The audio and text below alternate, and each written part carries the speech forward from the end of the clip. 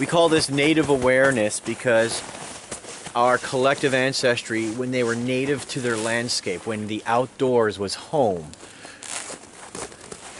used this methodology of their plugging in their senses across the globe. It doesn't matter if they were from Haiti, Africa, Australia, New Zealand, Norway.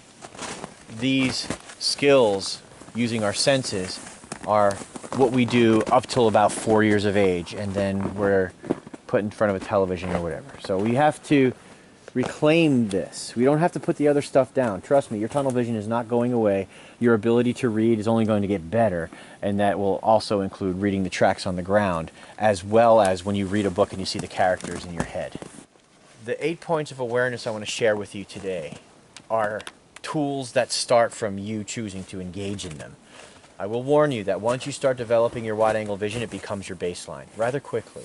And you'll find that you tunnel in only when you have to read or you're in a stressful situation, flight or fight response. Go back into that wide-angle vision and allow yourself to be able to see as many people in the group as possible. So since I can't see you, I'm going to very carefully, knowing that there's twigs here, back up so I can see everybody. Go ahead and do that. And then if you still need room, to be able to do this, go ahead and find some space so that you can do that finger thing again. That's all right. You're going to become more fluid with your movements in the woods. Before you leave here today, you'll be able to move like a Tai Chi master, right? Because you're going to be seeing these entities, these trees, as important presences on the landscape. Right now, they're not patterns, so we do this. You know, we break things. And we make noise and give ourselves away at the same time and scare everything else around us. Vision. Instead of looking at the woods in wide-angle vision, where it's just a really cool pattern of vertical dark lines against the white snow, look into the woods. How deep in can you stretch your wide-angle vision? Like a ripple from a pebble in a pond. Bring that sense of your vision outward and through the dead spaces between the trees. Now listen for those silences. Again, in a 3-mile radius in all directions. Go ahead.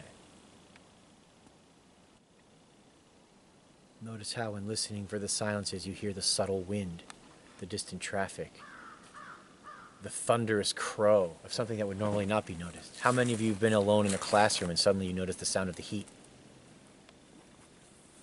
Or yeah. But when people are in there, you don't hear it at all. It didn't go away. You just dulled your senses to accommodate the stimuli around you. So I'm asking you to stretch them out and open. Now include your largest sensory organ of your body, your skin. Feel the weight of the clothing on you, but also stretch deeper into the personality, direction, moisture content of the wind as it swirls against your cheekbones or your neck.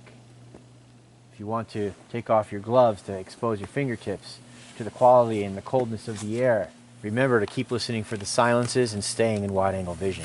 If you're wearing glasses, stretch your peripheral vision beyond the frames. Don't let the frames frame you in. Like a fine connoisseur,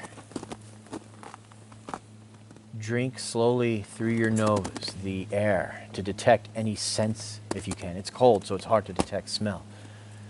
And then again through your mouth the second time you breathe in to see if you can taste anything on the air. Some people can smell a snowstorm coming.